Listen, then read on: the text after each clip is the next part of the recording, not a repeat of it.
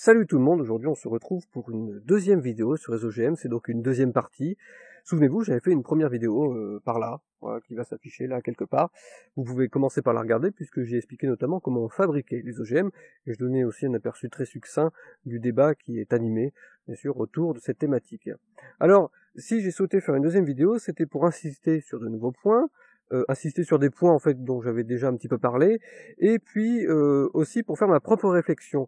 Parce que ma propre réflexion n'est pas basée forcément que sur la science, puisque le débat a quand même dépassé un petit peu la science, même largement, et donc il y a vraiment des points qui ne parlent pas que de science. Bref, générique.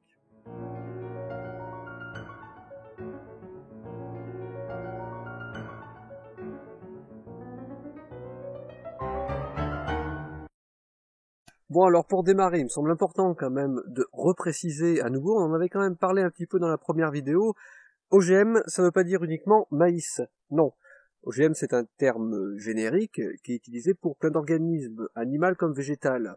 Et comme je pense que ça pouvait éventuellement un petit peu manquer à la première vidéo, on va faire un rapide listing de ce qu'on peut trouver, notamment en animal. Il existe en effet des centaines d'OGM, dont beaucoup d'animaux. Je souhaitais vous dresser une liste représentant un petit peu tous les genres, en commençant par les très nombreux rats et souris de laboratoire, modifiés génétiquement afin de mener énormément d'expériences différentes. On peut citer les souris knockout modifiées afin d'inactiver des gènes d'intérêt, et donc de pouvoir les étudier un par un. Je vous avais également cité lors de la première vidéo l'intérêt de la levure modifiée pour produire de l'insuline. On sait également produire des médicaments, notamment grâce au lait de chèvre génétiquement modifié dans une ferme assez particulière aux États-Unis. Dans le lait de ces chèvres se trouve une protéine anticoagulante qui s'appelle latrine. Enfin, latrine comme ça. Voilà. Et oui, je suis de retour là, mais on va alterner. Vous inquiétez pas, vous souciez pas. On continue la liste. Je sais tout à fait qu'on utilise l'animal un petit peu comme bon nous semble. Moi aussi, je trouve ça un petit peu gênant. Notamment dans le cas du saumon transgénique aquavantage. On a introduit chez ce saumon des gènes issus d'autres espèces, permettant notamment d'obtenir une croissance presque 3 fois plus rapide qu'en temps ordinaire. L'aspect artificiel très flagrant dans ce cas, touchant au développement d'un animal, fait débat. Le risque engendré par un relâchage de ces saumons dans le milieu naturel est probable. Le phénomène a été étudié et de toute évidence, le principe de précaution doit être appliqué avant d'aller plus loin dans ces élevages. Le cas des moustiques OGM est également bien ancré dans le débat. Effectivement, c'est une piste à creuser puisque cela permettrait de réguler les populations de moustiques et donc de limiter la propagation des maladies telles que le virus Zika. Alors un essai a été annoncé en 2016, donc c'est une affaire à suivre, mais si l'essai est une réussite, cela permettrait de limiter les quantités d'insecticides qu'on déverse pour cette lutte. Dans un registre plus léger, même si cela fera également bondir les plus anti-OGM d'entre vous, le glowfish est un petit poisson génétiquement modifié le rendant fluorescent. Il est l'un des premiers animaux du genre à être vendu en tant qu'animal de compagnie. L'intérêt de citer tous ces exemples, c'est de vous montrer que ça va un petit peu plus loin que juste OGM, non OGM. En fait, chaque OGM est très différent, comme vous pouvez le constater, les organismes sont différents, les intérêts sont également différents, donc il ne faut pas tous les mettre dans le même panier. Un point crucial qui doit être porté à votre connaissance, c'est que les OGM, beaucoup en mangent déjà. Et si en France il y a beaucoup d'interdictions nationales, eh bien la liste d'OGM autorisés en Union Européenne est longue. Et si assez peu sont autorisés à la culture, en fait beaucoup vont l'être à l'importation. Du maïs, du soja, des pommes de terre, du colza, on trouvera aussi du non alimentaire comme du coton et des œillets. En 2015, on comptait presque 75 plantes OGM autorisées dans l'Union Européenne. Beaucoup d'entre elles, parfois importées, servent également à l'alimentation animale. Et alors à l'échelle mondiale, c'est près de 180 millions d'hectares de surface cultivée en OGM en 2014, soit un petit peu plus de 10% de la surface cultivée totale. Donc ça c'est pour vous dire que les OGM sont déjà très très présents. Néanmoins, en Union Européenne, seuls 3 PGM sont autorisés à la culture, y compris le fameux Mont 810 dont nous avions parlé dans la première vidéo. Ah, et PGM ça signifie plante génétiquement modifiée, pas pro-gamer, bande de geeks. La dernière fois, on a causé de la publication de Gilles-Éric Serralini. Les médias en avaient énormément parlé. Il faut se rendre compte que c'est très anecdotique, bien qu'elle ait eu l'avantage de réintéresser les gens au sujet et de mettre un nouveau coup de pied dans la fourmilière. Mais oui, sa publication n'avait alors pas été jugée correcte, elle a même été retirée assez rapidement avant d'être republiée. Et pour dire à quel point c'est anecdotique, il faut se rendre compte qu'il y a énormément de publications sur le sujet, des milliers même. Et il faut se rendre à l'évidence, la communauté scientifique n'a globalement pas décelé de danger pour la santé de la part des OGM. On parle de consensus scientifique. Pour preuve, le plus simple reste ce genre de méta-analyse qui regroupe beaucoup de publications. Et au final, c'est beaucoup trop pour être une coïncidence, même si on considère qu'il y a eu beaucoup de sévérité à l'égard de la publication de M. Serralini. Alors oui, on peut tout à fait se dire, je sais qu'il y en a plein qui le pensent, que tous les scientifiques sont des vendus à la solde de grands groupes, comme Monsanto. Mais est-ce que vous êtes vraiment certain que Monsanto et les autres groupes qui produisent des OGM ont vraiment les moyens de donner des pots de vin à tous les scientifiques du monde? J'en suis pas si sûr. Et en parlant de Monsanto, je pense à quelque chose. Il n'y a rien qui vous choque que quand on parle des OGM, il y a deux choses qui nous viennent tout de suite à l'esprit, et presque que ça, Monsanto et José Bové. Il n'y a pas un truc qui... Non seulement Monsanto n'est pas le seul à produire des OGM, loin de là, mais en plus de ça, José Bové n'est pas le seul à ne pas vouloir d'OGM dans son assiette. Il y a un réel décalage entre ce que pense le public et ce que pensent les scientifiques. D'ailleurs, récemment, plus de 100 prix Nobel ont signé une lettre en faveur de l'utilisation des OGM, destinée en particulier à Greenpeace. 100 prix Nobel quand même, c'est pas la moitié de... Enfin, vous voyez quoi. Alors, qu'est-ce qu'il se passe? Pourquoi ce décalage? En tant que scientifique, j'estime qu'il ne suffit pas de dire qu'on vous désinforme, ou qu'on ne vous informe pas tout court.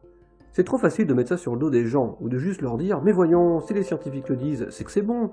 Pourquoi vous n'écoutez pas ce qu'on vous dit ?» Évidemment, il est clair que le public n'a que très peu connaissance du travail des scientifiques, quel qu'il soit d'ailleurs, indépendant ou non, payé par l'État ou non. La communication des scientifiques est à revoir, et en fait même les scientifiques le pensent. Une partie d'entre vous ne va jamais lire les publications scientifiques, et je vous comprends. Elles sont parfois payantes, en anglais, difficilement compréhensibles, et les rares fois où on vous en parle dans les médias, c'est quand même pas terrible. Autrement dit, c'est dommage, puisque ces travaux-là devraient être intégralement faits et pensés pour vous, et adaptés. Surtout là, dans une thématique qui vous tient tant à cœur, les OGM. Et on vous en cause tellement rarement de toute façon que vous n'avez pas assez d'éléments pour vous faire un véritable avis. Parce que la publication de Seralini, effectivement, beaucoup de médias, notamment de masse, en ont parlé. Mais est-ce que ces mêmes médias vous ont dit que la publication n'était pas viable et qu'elle avait été retirée? Et le plus gros souci n'est même pas là. Au final, on nous a parlé de toute façon que de celle-ci, qui ne donne pas du tout un bon aperçu de l'ensemble de la thématique et du contenu scientifique à ce sujet. Mais ça ne fait pas tout. Vous n'avez peut-être pas confiance, peut-être que vous trouvez que nous avons affaire à des apprentis sorciers qui ne sont peut-être même pas objectifs. Mais le monde, chers amis, n'est pas noir ou blanc, il est fait de nuances de gris. Même un chercheur payé par un grand groupe industriel peut être indépendant dans sa publication et sa façon de travailler, alors qu'un chercheur payé par l'État peut tout à fait vouloir délibérément orienter sa publication dans un certain sens. C'est plus compliqué que ça en a l'air. Certains chercheurs vont dans une direction qu'on pourrait qualifier d'orientée, et d'autres, pas du tout, juste dans le sens du résultat. Je ne dis pas que tous les chercheurs sont libres de travailler comme ils le souhaitent, je dis simplement que tous ne sont pas des espèces de savants fous à la solde d'immondes manipulateurs de masse. Nous en sommes arrivés à un point dans le débat où les financements, les conflits d'intérêts, ainsi que l'indépendance des publications scientifiques travaillant sur les OGM est devenu un point clé du débat. Et à vrai dire, s'intéresser aux conflits d'intérêts, eh bien c'est une belle preuve d'esprit critique. Néanmoins, avant tout, il faut regarder le résultat de la publication, s'il est viable ou non. C'est surtout ça qui compte. Mais peut-être que vous en avez ras-le-bol aussi. Peut-être que vous ne voulez pas de tout ça. Vous n'êtes pas forcément réfractaire au progrès, mais peut-être que vous voulez juste avoir le choix. Nous vivons dans un monde où il peut s'avérer parfois difficile de savoir d'où vient notre nourriture. Nous nous approvisionnons via la distribution, plus via les producteurs, ou beaucoup moins.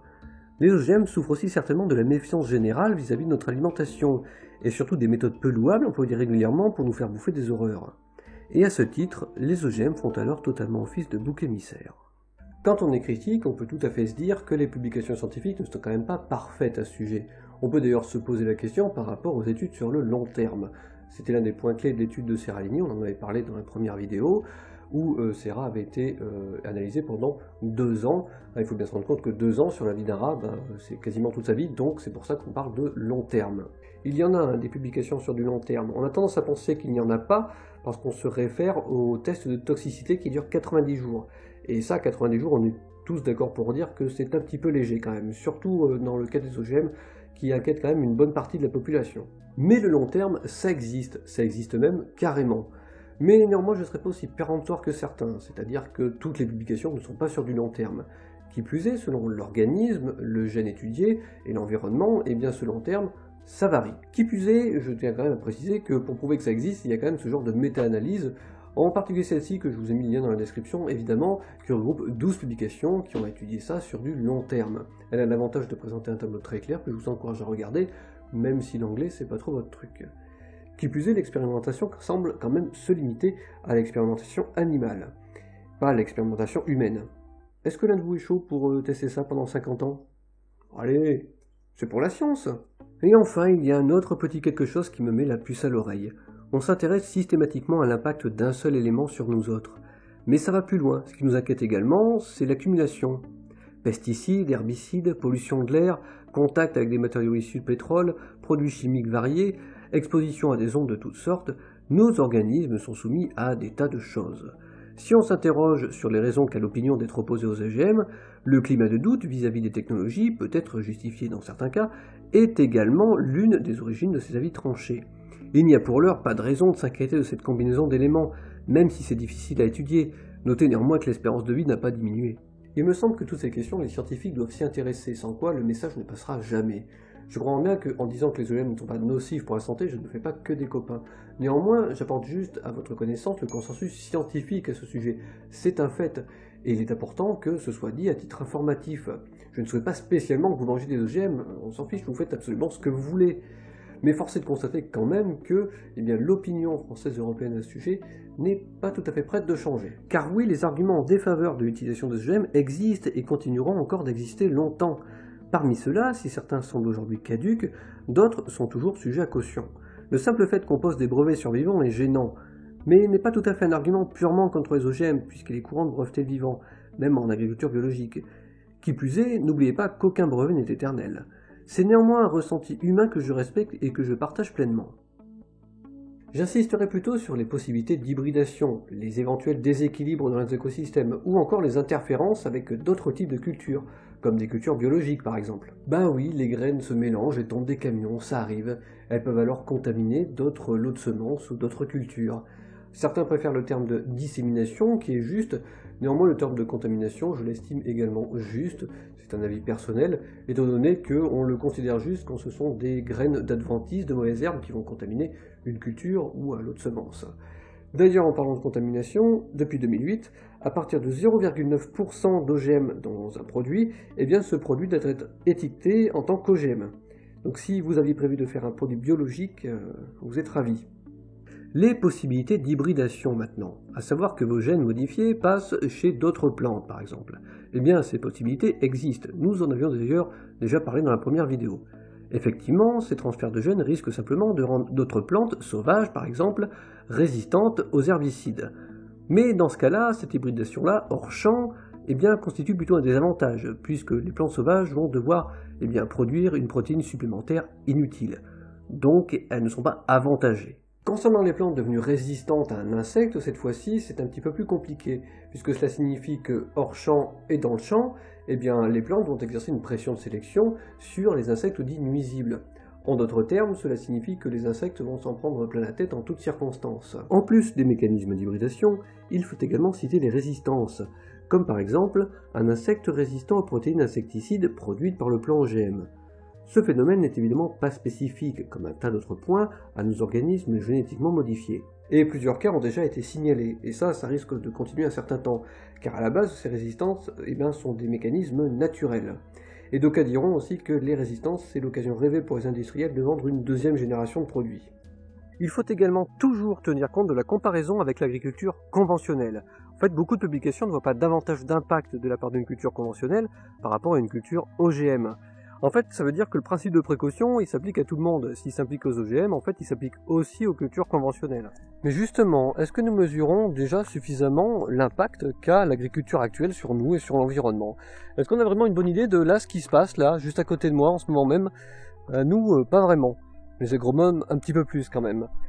Et c'est peut-être justement là le problème. Peut-être que nous ne sommes pas assez vigilants ou assez renseignés tout court. Parce qu'il faut bien se dire que l'agriculture, c'est pas qu'une question d'OGM, loin de là. C'est aussi une question de produits phytosanitaires, évidemment, j'en ai pas trop parlé. Je vais pas parler du glyphosate notamment, mais ça, parce que je crois que ça pourrait faire l'objet carrément d'une vidéo à part entière, vraiment, on verra. Mais c'est aussi une question de monoculture, de sélection, de fragmentation d'habitat. Tout ça pour dire que depuis le néolithique, notre agriculture a un impact sur nous et sur l'environnement. Concernant les principes de précaution dont je parlais à l'instant, il ne faut jamais oublier les aspects économiques et politiques. Le monde paysan est parfois très précaire à travers le monde. Les lobbies et les prix imposés sur les denrées agricoles, les cours des céréales, ou tout simplement toutes les difficultés inhérentes à ces métiers comme les coûts d'entretien, tout cela peut faire souffrir nombre d'agriculteurs. De très nombreux problèmes, tous différents au cas par cas, qui démontrent qu'avant de parler d'OGM, il faut savoir également parler d'irrigation, d'aide sociale et de rémunération convenable des agriculteurs. Je voulais également vous parler d'un phénomène qui est en lien avec les OGM. Il s'agit des vagues de suicides de paysans indiens qui durent depuis quelques années. Donc c'est un problème qui va bien au-delà de la biologie, puisque c'est un problème socio-économique grave. Et en fait, on a accusé les OGM d'être à l'origine du problème, notamment parce que les semences OGM, et c'est vrai, sont plus chères et donc participent à l'endettement des paysans. Et en plus de ça, il y a aussi carrément des cultures qui ont foiré à cause de la sécheresse dans certaines régions. Donc effectivement, c'est embêtant. Néanmoins, en vérité, il faut préciser quelque chose, c'est que ces vagues de suicides étaient déjà là avant l'introduction des semences OGM dans ces régions.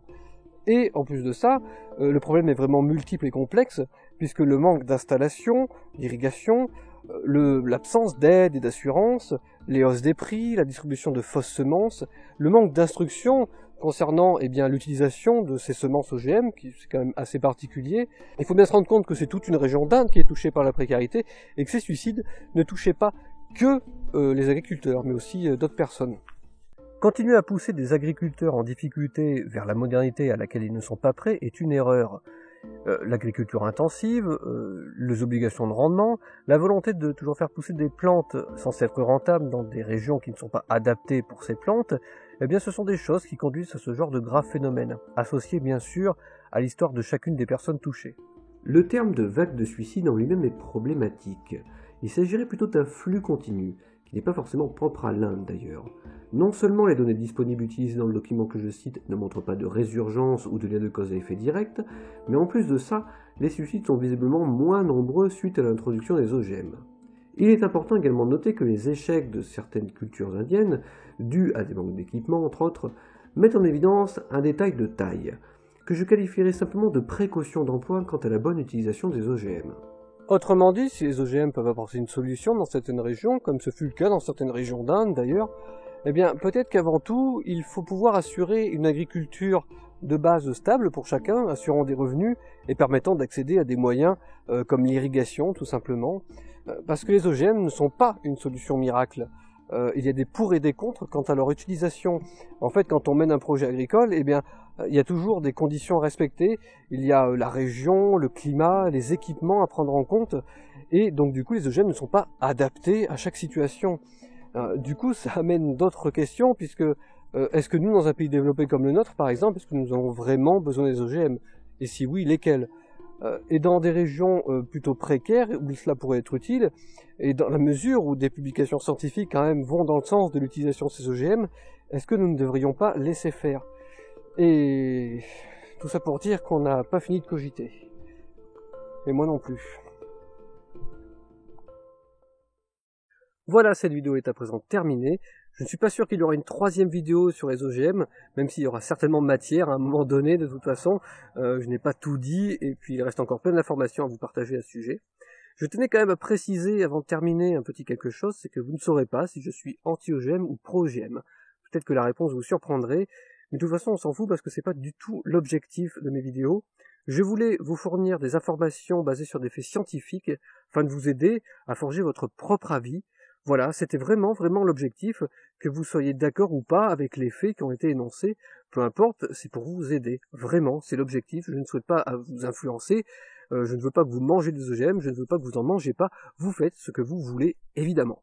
Bref, concernant les commentaires, vous êtes les bienvenus pour commenter, pour partager votre avis, vos arguments, si tant est bien sûr qu'ils soient courtois et polis. De toute façon, l'inverse desservirait totalement votre propos, quel qu'il soit pour ou contre les OGM. Voilà. Ceci étant dit, il ne me reste plus qu'à vous dire à la prochaine pour une future vidéo de l'envers de la blouse. Salut!